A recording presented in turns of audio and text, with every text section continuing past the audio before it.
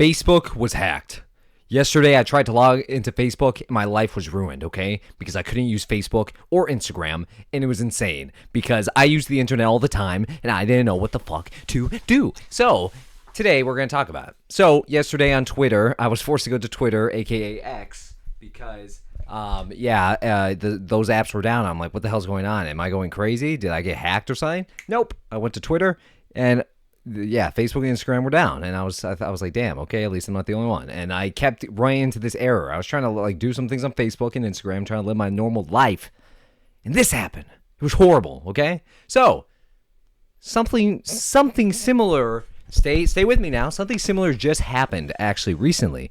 Recently, AT&T had a little outage, right? It had a little outage, and little people were out of their little service, and it was actually, sounds like a nightmare, because if I didn't have a service on my phone, I would die. I would kill myself. Because think about it. It's like, what do I do if I don't have service, dude? I would be so bored. So, now we go to our next plan of action. Am I the only one that sees the problem with this? The fact that as soon as something that we have no control over just loses its power, it gets hacked, or anything happens to it, we're pretty much helpless.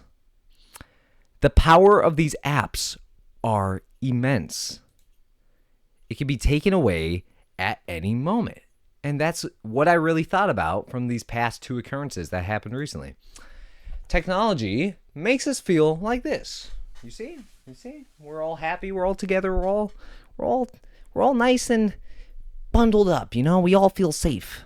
But in actuality, we are like this, alone. We're not by each other. We're all separated.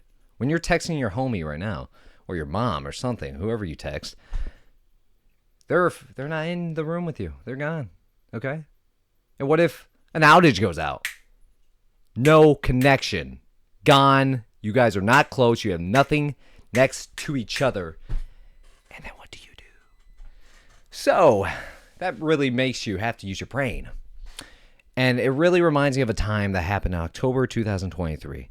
Here's a little story. We have a little story time. Gather around the campfire, kids. Let's make the lights turn like a campfire color. Alexa, turn the lights orange. All right, that works, I guess. Okay. I had an allergic reaction to a cheap creatine supplement from Amazon. NutraBio. Yeah, don't get that. Thank you very much. Most of the reviews are... Alexa, shut up! Interrupting me.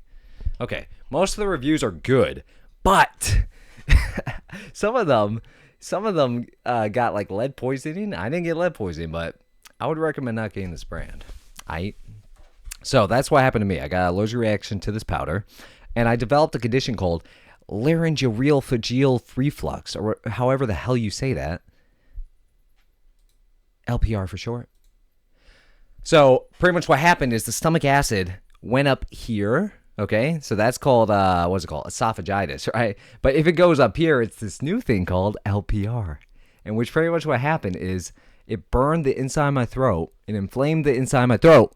I couldn't even swallow my own saliva. I could barely swallow my own saliva. That's how crazy it was. So that makes you think, if I couldn't swallow my own saliva, how the hell do I eat?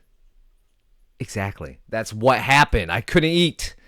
This is something I tried to eat when I was like 10 days in of suffering with this thing. I blended up a sweet potato, threw in some bacon in there, blended that hoe up.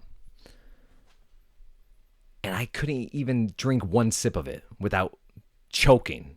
Because think about it. If your throat is inflamed, that's the main muscle that brings the food from here to your little stomach. So if it's not working, what the do you do? You die. That's what you do. And that's pretty much what's happening to me for 20 days until I did research on how to heal it, because the doctors weren't helping me because I had to go to the ER multiple times. But anyways, back to the story. My family couldn't be around me 24/7. So we have daddy. We have daddy here. We have stepmommy. And we have bro. Okay? These three people had lives of their own, and they couldn't be around me all the time. So pretty much I was stuck at home.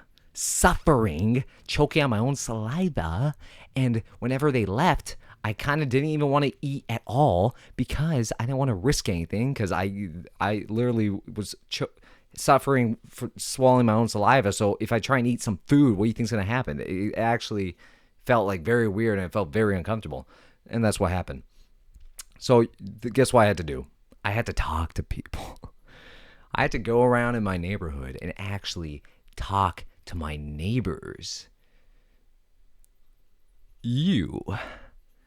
I know, right? Talking to people? Crazy. I had to talk to my neighbors. There's some guy over here named Jose. I had to learn who he was because I didn't want to die. Jose over there. Thank you, Jose. Yeah, I never really talked to him before, but I was kind of forced to because there was one time when no one was in my house and I had to go to the ER. I didn't have to, but it felt like I was because it felt like I was choking, and this was right when I first had my whole condition. I didn't know everything I just explained, I didn't know it when it was happening, so I didn't know what the hell was happening to me. So it was horrible time in my life. But anyways, I had to build a connection with my neighbors because we all think we're connecting, we're right next to each other. We are not. We're far away. So this entire situation taught me how separated we are as humans. We're not close. Okay? We are far away. I'm all the way over here. You're over there. I'm not next to you, man. We're so far away. And it's true because, like, here we are having a little conversation, a little one-way conversation. You're listening to me. But if you were ever in trouble, there's nothing I could do. I'm just a guy on a screen. Okay? I'm not actually here. I'm not actually in your room. Okay? So that's how separated we are. We feel connected through these little screens, but we're not. I'm not here. I'm not with you. So let this Facebook hack be a reminder that we may seem close, but we actually aren't. Okay? We are nowhere by each other. And if anything ever happened to one of us, there's nothing we can do to save each other. Okay? So let this be a reminder. We are all separated.